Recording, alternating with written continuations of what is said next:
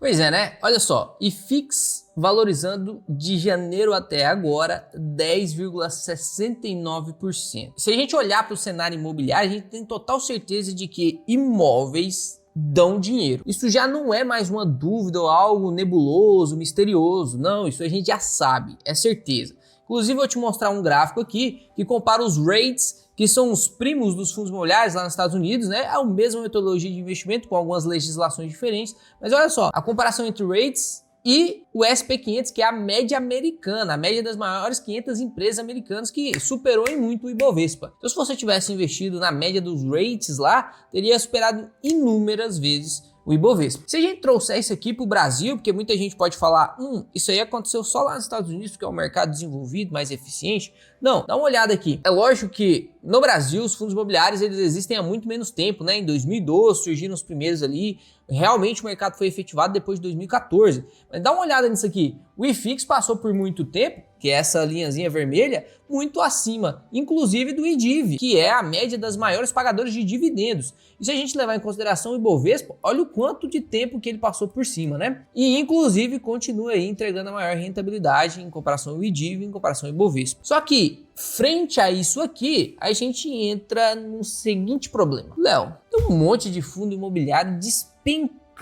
Tem fundo imobiliário derretendo de verdade. Por quê? Então nesse vídeo aqui você vai aprender e você vai chegar na sua própria conclusão com os dados que eu vou mostrar aqui para você, se está na hora de investir em fundo imobiliário ou se realmente foi deflagrada a bolha imobiliária que também está acontecendo lá na China, se também está acontecendo aqui no Brasil. Será que é hora de sair correndo ou aportar pesado em fundos imobiliários? Afinal, a gente tem alguns investidores aí que inclusive são grandes que não investem em fundos imobiliários, né? O Luiz Barsi, por exemplo. E lógico, antes de começar, eu vou pedir que você deixe o seu like no vídeo, porque esse vídeo vai ser monstruoso em conhecimento. E se inscreva também. Olha só o comentário desse inscrito aqui. Léo, eu voltava aqui para assistir seus vídeos e não era inscrito. Se você não tivesse falado, eu não ia me inscrever. Então tô falando agora. 70% das pessoas que assistem os vídeos do canal não são inscritas e elas são recorrentes, não é nem alguém que cai aqui de paraquedas e depois some não, são espectadores recorrentes. Se você é um desses, já deixa a sua inscrição aí, porque eu tenho certeza que se você assistiu mais de 2, 3 vídeos seguidos aí, você entende o quão valioso é a informação que tem nesse canal. E eu prometo que vou dar 200% para sempre melhorar aqui o conteúdo, sempre te entregar conteúdo de qualidade que você pagaria mais de 2, 3, 5 mil reais em curso, você vai encontrar tudo aqui. Essa é a garantia que eu te entrego, a única coisa que você tem que fazer em troca é deixar o like no vídeo para ele se expandir e se inscrever para continuar recebendo as notificações. Então bora lá. Olha só, eu anotei isso aqui, né? Alguns fundos imobiliários aqui que desvalorizaram 70%, porque realmente isso aqui assusta muitas pessoas, né? E olha só, se a gente pegar aqui, ó, isso aconteceu em 2023, alguns fundos imobiliários caíram 70% em 2023, não foi caindo e desvalorizou 70%, não, foi em 2023, desvalorizou a bagatela de 70%. Se a gente pegar essa lista aqui dos fundos imobiliários que desvalorizaram, olha lá, no topo da lista tá o Tord11, o Tordesilhas, e olha só aqui o queridinho de todo mundo, Hectare, 65% de queda, VSLH, 62% de queda, Deva, XPPR, 33% e 47% de queda. Então você vê aqui que tem várias desvalorizações que assustam. Léo, mas os fundos imobiliários não eram para ser os ativos que tem menos oscilação na bolsa de valores? Você já falou que fundo imobiliário oscila menos do que ação? Essa queda aqui tá parecendo de ação. Então eu tô abrindo mão de ganhar uma alta rentabilidade nas ações para investir em fundos imobiliários. Só que eu tô correndo o mesmo risco? Será que é isso mesmo? Vamos lá, dispersa não. Hectare, Tord, VSLH e Deva11, as lideranças na queda. Depois tem ali um BCRI ali meio largado, mas você notou alguma coisa em semelhança nesses 4 fundos imobiliários que lideraram as quedas aí em 2023? Dá uma olhada nisso aqui, praticamente todos eles são fundos de papéis, né? O Tord11 aqui está com segmento de desenvolvimento porque ele construía uma parte, mas também, grande parte dele também é de papel.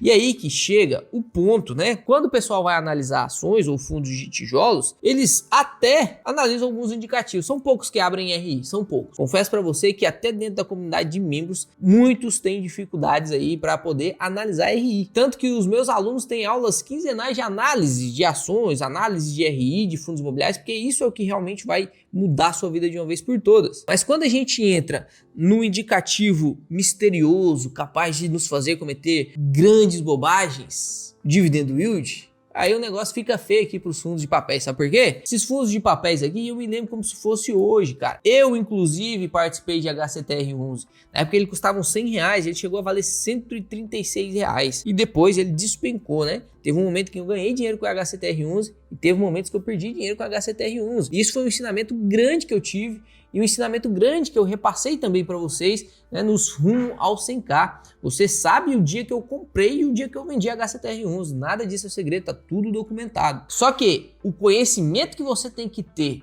na hora de entrar em um fundo imobiliário desse precisa passar pelos riscos. Quando você decide investir em um fundo imobiliário como esse, você tem que entender quais são os riscos que você está correndo. Na verdade, qualquer tipo de ativo que você for investir, se você vai investir num negócio que vende canecas, você tem que saber o risco que você vai correr ao vender canecas. Ah, eu vou mandar pelo correio, qual que é o risco de alguém encomendar lá do norte e eu tenho que pagar uma fortuna no frete e ficar no 0 a 0? O que eu tenho que pagar de porcelana? O que eu tenho que pagar para imprimir? Então tem vários riscos que são embutidos em qualquer tipo de atividade financeira. E quando você investe em fundos imobiliários, seja de tijolo, seja de papel, também existe risco. O problema é que as pessoas, quando começam a adquirir um conhecimento mais elevado, começam a aprender a analisar fundos de tijolos, mas deixa de lado os fundos de papéis. E eu me lembro como se fosse hoje. Eu estava comprando XPLG, que estava com PVP de 0,89 e todo mundo falando assim, meu Deus do céu, isso aí tá pagando 7% de dividendo, enquanto o HCTR11 está pagando 18% de dividendo. Por que, Léo, que eu vou deixar 11% de dividendos na mesa? E aí que entra a parte que é difícil você entender. Por que que um fundo imobiliário paga 18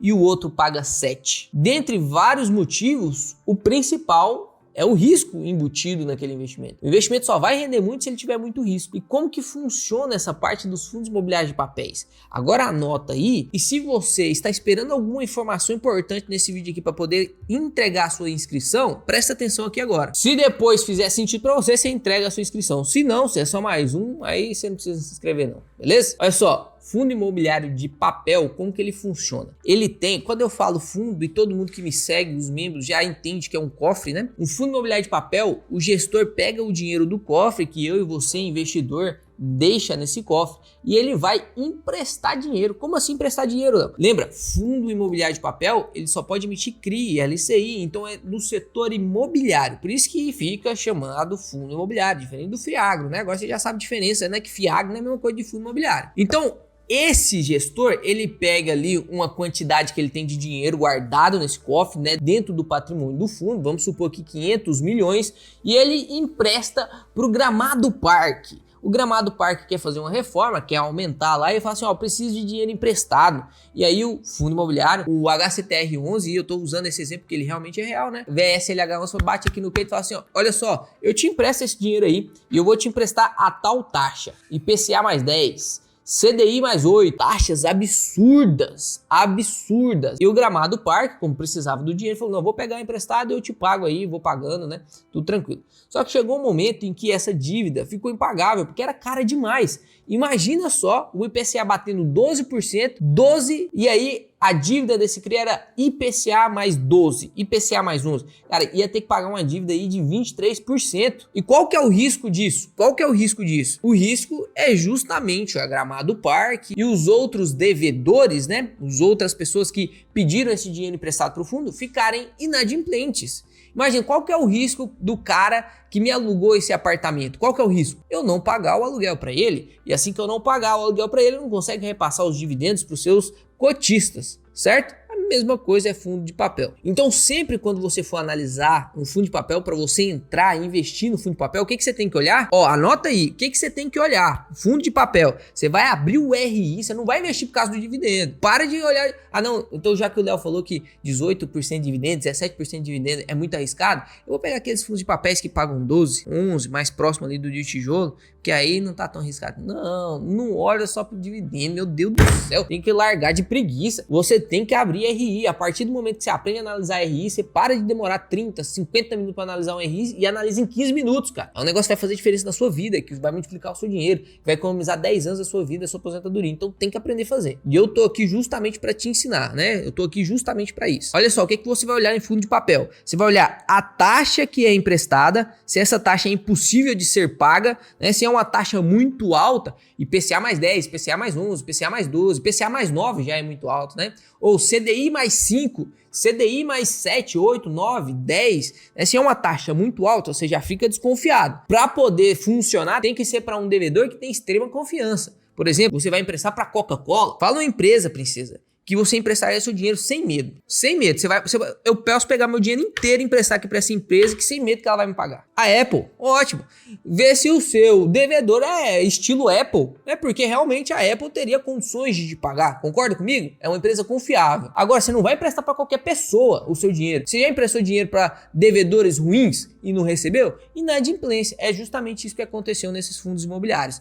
O TORG, o HCTR, o VSLH, o DEV, inclusive um pouquinho do Iridium, né? Que na verdade o Iridium não tinha esses CRIs, mas eles tinham participação nesses fundos imobiliários aí. O dividendo era muito alto, porque a taxa é muito alta, só que quem contratou essa taxa, quem contratou esse CRI, não conseguiu pagar. Então você vai olhar a taxa e quem é o cara que tá pegando emprestado, quem que vai ser o devedor. Você vai olhar esses dois principais indicativos, né, dentro de um RI de um fundo imobiliário de papel. Então você entendeu que no caso, quem investiu no HCTR11 cegamente corre um risco que não estava preparado. Quer dizer que o HCTR11 é ruim? Quer dizer que o TORD11 é ruim? Quer dizer que o VSLH é ruim? Pasmem com o que eu vou dizer. Mas não quer dizer que eles são ruins. Não quer dizer que eles são ruins. Quer dizer que a teoria de investimento e a estratégia que o gestor utilizou era arriscada. Quando a teoria é arriscada, o que pode acontecer? Dar certo e render demais ou dar errado. O que aconteceu? Deu errado, ficou inadimplente. Se o Gramado Parque tivesse continuado pagando certinho,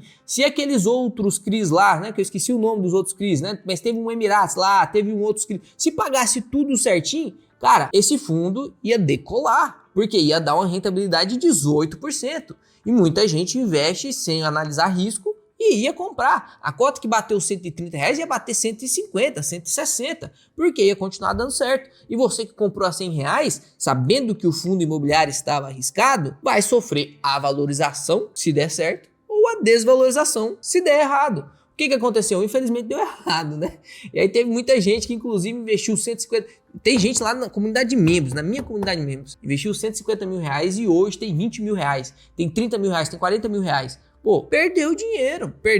E agora a gente entra para a parte importante desse vídeo, não menos importante do que a que eu acabei de explicar. Tem chance desse fundo imobiliário, como diz aqui nessa entrevista, né? Porque isso aqui, ó, essas notícias assustam demais, né? Tem como um fundo imobiliário virar pó? Tem como? Eu esperei vocês responderem. Vocês responderam? Então vamos lá. O que acontece agora com esses fundos imobiliários? Porque lembra do exemplo onde eu usei, né, esse prédio, esse imóvel aqui que eu tô morando. Se eu não pagar pro seu Luiz, eu vou ficar devedor, o Luiz vai ter prejuízo, né? Só que o Luiz pode me processar. O Luiz pode requerer esse dinheiro. Em algum momento eu vou ter que pagar ele, né? A não ser que eu vá preso. Vai ter requisição de bens, então qualquer tipo de bem que eu tiver vai ser vendido para pagar o aluguel, mas esse aluguel vai ser pago. Correto? Beleza? Mesma coisa acontece nos CRIs. Os gestores, eles emprestam o patrimônio do fundo lastreado em algo. E normalmente esse lastro é no setor imobiliário. Por isso que chama fundo imobiliário. Então os CRIs são lastreados em imóveis. Até mesmo o fundo de tijolo, quando ele alavanca, né, emitindo um CRI, está normalmente o imóvel que ele adquiriu